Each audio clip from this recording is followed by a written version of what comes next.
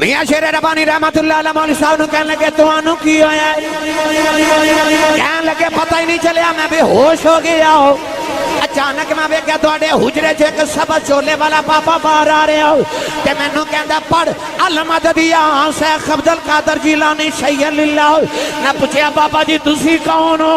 فرمایا میں عبد القادر ہوں، نہ تینوں دسنے آیا ہوں، ساڈا مرید جتھے بلاوے اسی اوتھے ہی آ جانے۔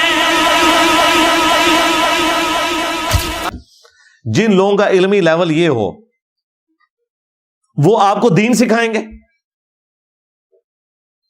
ان کا علمی لیول یہ ہے کہ میں ایک مفتی کو سن رہا تھا، وہ کہتا ہے جی قرآن میں تو لکھا ہے غیر اللہ سے مدد مانگے۔ ایک تو ایسا جاہل ہے وہ کہتا ہے قرآن میں یا علی مدد بھی لکھا ہوا ہے، اور جب پوچھتے ہیں کہاں لکھا ہوا ہے تو سٹریم سے ہی نکال دیتے ہیں مخالف کو۔ ان کا لیول یہ ہے، وہی مفتی کہتا ہے جی قرآن میں لکھا ہے کہ آپ صبر اور نماز سے مدد چاہو۔ جی بالکل لکھا ہوا ہے، یا ایھا الذین آمنوا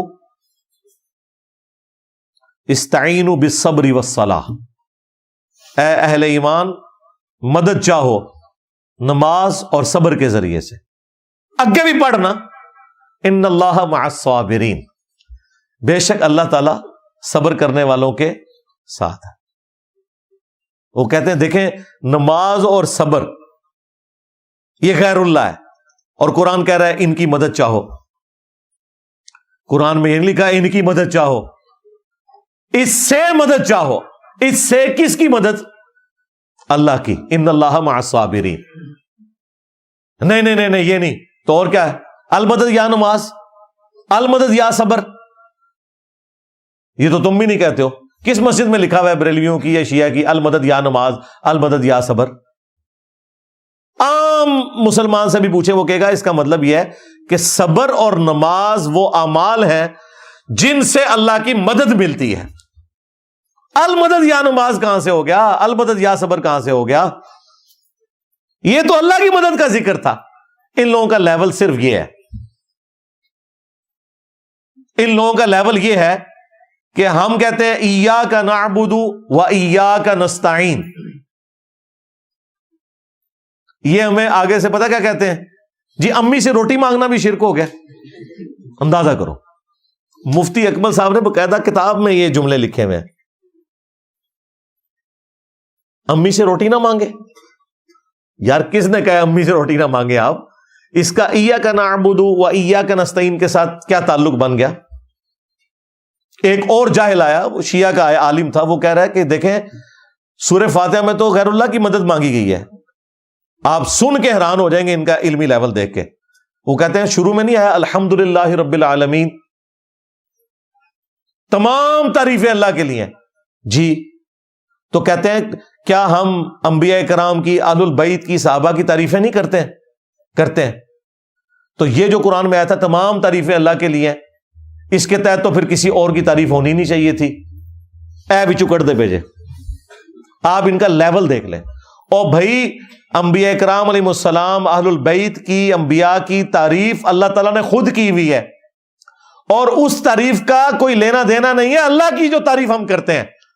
کیا ہم انبیاء کی نماز پڑھتے ہیں؟ ان کے آگے جھکتے ہیں؟ ان کی عبادت کرتے ہیں؟ وہ تعریف اور ہے، یہ تعریف اور ہے۔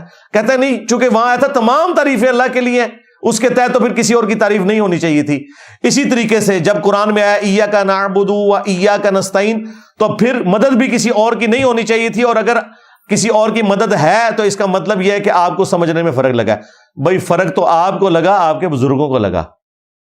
رکو ذرا، صبر کرو، آجا سمجھاتے ہیں تجھے۔ قرآن میں لکھا ہے وَتَعَاوَنُوا عَلَى الْبِرِّ وَالتَّقْوَى وَلَا تَعَاوَنُوا عَلَى الْإِثْمِ وَالْعُدْوَانِ، نیکی اور پرہیزگاری کے کاموں میں ایک دوسرے کی مدد کرو اور برائی میں ایک دوسرے سے الگ رہو۔ قرآن میں لکھا ہوا ہے کہ امی سے جب بچہ روٹی مانگے تو امی روٹی دے، لیکن یہ نہیں لکھا ہوا کہ امی قبر میں چلی جائے اور قبر سے وہ روٹی نکال کے دے گی۔ یہ تو یہ کر رہے ہیں نا بھائی، آپ میرے سامنے ہیں، میں آپ کو کہتا ہوں مجھے پانی پلا دیں، بالکل درست ہے، لیکن آپ بغداد میں ہیں اور وہاں بھی قبر کے اندر ہیں، اور میں کہتا ہوں کہ جی شیخ عبد القادر جیلانی 2 بوتلاں نیسلے دیے ذرا بھیجیو، نال ایک پیزا بھی. تو عبد القادر جیلانی نہیں بھیج سکتے بھائی, وہ قبر میں جا چکے ہیں. ہاں یہاں آپ کا کوئی دوست ہے, آپ اسے فون کر کے کہہ سکتے ہیں کہ جی فلاں دوست یہ بھجوا دے, بھیج دیں گے. اسباب کا کیا لینا دینا اس معاملے میں کہ آپ غائب میں کسی کو مدد کے لیے پکاریں؟ تو امی سے روٹی مانگنا کوئی شرک نہیں ہے. ظاہری اسباب آپ اختیار کریں گے, ایون بندہ سامنے بھی نہیں, ٹیلی فون پہ آپ کمیونیکیٹ کر سکتے ہیں تو ضرور کریں, منگوا لیں. لیکن اس کو آپ اس طریقے سے پریزنٹ کرنے کی کوشش کریں گے کہ اس سے یا علی مدد یا شیخ عبد القادر جیلانی مدد ثابت ہو جاتا ہے, تو اپنی عقل کا علاج کروائیں. مجھے بتائیں بارش کون برساتا ہے؟ اللہ. ڈیوٹی کس کی ہے؟ فرشتوں کی. اگر ہم فرشتوں سے بارش مانگیں گے تو مشرک ہو جائیں گے. کوئی مسلمان فرشتوں سے بارش نہیں مانگتا, اللہ سے مانگتا ہے. اگر اسباب کو آپ پکارنا شروع کر دیں گے تو شرک ہو جائے گا. فرشتے جن کی ڈیوٹیاں انہیں پکارنا شرک ہے, تو جن بابوں کی ڈیوٹیاں بھی کوئی ثابت نہیں ہے انہیں پکارنا شرک نہیں ہوگا؟ مدد کے لیے, ویسے محبت کے لیے پکار سکتے ہیں آپ, لبیک یا رسول اللہ کہیں, لبیک یا حسین کہیں, یہ محبت کے لیے. مدد کے لیے نہیں پکاریں گے. ہم نماز میں پکارتے ہیں السلام علیکہ ایھا النبی, اے نبی آپ پر اللہ کا سلام ہو, رحمتیں ہوں, برکتیں ہوں. یا رسول اللہ ہم کہتے ہیں, یا رسول اللہ سے کس کو چڑھا ہے؟ المدد کہیں گے کسی پیغمبر کے ساتھ, کسی فرشتے کے ساتھ, کسی جن کے ساتھ, کسی بزرگ کے ساتھ. تو یہ آپ نے اللہ کا حق چھین کے اسے دے دیا. سب سے بڑا اگر کوئی مشکل کشا ہے نا اسباب میں, سورج ہے. سورج کی وجہ سے دنیا میں موسم تبدیل ہوتے ہیں, سورج کی وجہ سے بارشیں برستی ہیں, سورج کی روشنی کی وجہ سے پودے اپنی خوراک تیار کرتے ہیں, ان پودوں کو ہم کھاتے ہیں, جانور کھاتے ہیں. یہ سارے کا سارا فوڈ کا سرکل سورج کی وجہ سے چل رہا ہے. سورج ختم ہو جائے, کوئی بابا بھی سلامت نہ رہے پلانٹ ارتھ کے اوپر. یہ ساری کی ساری زندگی سورج کی برکت سے ہے. ہمیں کبھی وہم بھی ہوا ہے کہ ہم, اب یہ دیکھ لیں آلموسٹ 2 ہفتے ہونے والے ہیں, سورج نہیں نکل رہا. ہمارے جیل میں تو نہیں نکلا دھند کی وجہ سے. تو میں اب کیا کہوں گا, المدد یا سورج, بادلوں سے باہر نکل آئے, ایسا تو نہیں کہہ سکتے کہ ٹھنڈ بڑھ رہی ہے, کہ گرمی کا موسم قریب آ رہا ہے. ہاں, فرشتوں یہ پیغام دے دو. فرشتوں کو نہیں آپ پکار سکتے, بادلوں کو نہیں پکار سکتے, سورج کو نہیں پکار سکتے, اسباب کو آپ پکار ہی نہیں سکتے. ان لوگوں کا لیول دیکھیں کہ اسباب کو انہوں نے اپنا مشکل کشا سمجھا ہوا ہے, حالانکہ اسباب مشکل کشا نہیں, مشکل کشا مسبب الاسباب ہے. ہاں ظاہری اسباب جو ہیں جو اللہ تعالیٰ نے رکھے ہوئے وہ تو آپ نے یوز کرنے ہیں. مثال کون سی اٹھاتے ہیں اور فٹ کہاں جا کے کرتے ہیں. اچھا میرے بھائیو, اس کانٹیکسٹ میں ایک اور حدیث ہے صحیح بخاری اور صحیح مسلم کے اندر, بڑی مشہور حدیث ہے, اور اس حدیث کے بارے میں نے اکثر ویڈیوز میں کہا ہے کہ یہ ایک حدیث 3 بنیادی عقیدے کلیئر کر دے گی کہ اس کے بارے میں ایک مسلمان کا کیا ایٹیچیوڈ ہونا چاہیے. یہ حدیث بخاری میں بھی ہے اور مسلم میں بھی, کہ 70 صحابہ کو دھوکے سے شہید کر دیا کافروں نے,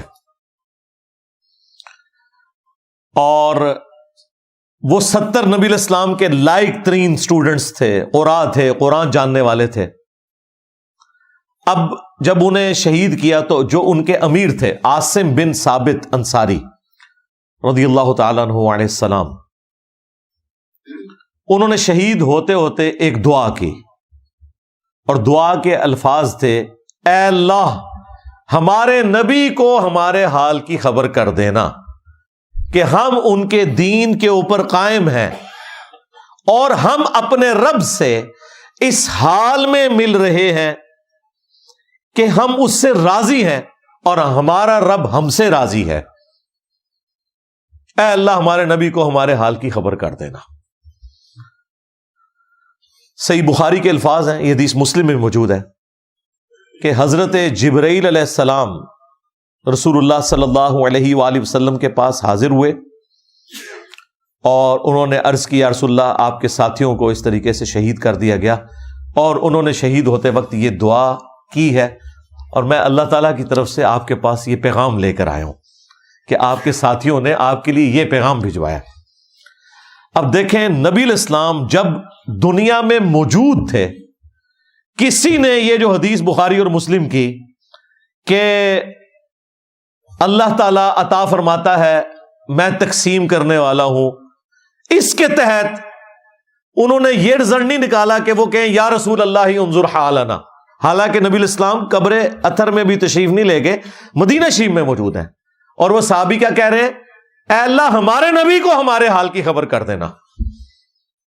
یعنی ان کا کیا عقیدہ تھا کہ اللہ بتائے گا تو نبی کو پتا چلے گا، مطلب علم غیب کا صحیح والا عقیدہ کہ جو اللہ بتاتا ہے وہ نبی کو پتا ہوتا ہے. دوسرا، ان صحابہ کا یہ عقیدہ تھا کہ نبی علیہ السلام حاضر و ناظر نہیں ہے، یعنی یہاں موجود نہیں ہے. ویسے تو یہ لفظی گستاخانہ ہے، حاضر تو ہم حضور کے سامنے ہوں گے، حضور ہمارے سامنے حاضر تو نہیں ہوں گے، تشریف لے کر آئیں گے. دیکھو کتنے گیا دماغ میرا، اے لفظی گستاخانہ جی حاضر و ناظر. حاضر تو ہم رسول اللہ کے سامنے ہوں گے، نبی علیہ السلام ہمارے سامنے حاضر ہوں گے، وہ تو تشریف لائیں گے. چلیں ایک ٹرم کے طور پر تو صحابہ کرام کا حاضر و ناظر والا عقیدہ نہیں تھا، ورنہ وہ کہتے یا رسول اللہ آپ دیکھ لیں کہ ہم آپ کی خاطر جان دے رہے ہیں اور آپ کے دین پر قائم ہیں. تیسرا، استمداد اور استعانت یعنی مدد کے لیے پکارنا، یہ عقیدہ بھی کلیئر ہو گیا. انہوں نے یہ نہیں کہا یا رسول اللہ انظر حالنا، یا رسول اللہ مدد دیکھیے ہم آپ کی طرف سے آئے تھے، ہمیں دھوکے سے انہوں نے شہید کر دیا. انہوں نے کہا اے اللہ تو ہمارے نبی کو ہمارے حال کی خبر کر دینا. ایک حدیث اور تین عقیدے، علم غیب، حاضر و ناظر اور استعانت اور استمداد. یہ عقیدہ بتا دیا کہ اس کی صحیح والی شکل کون سی ہے.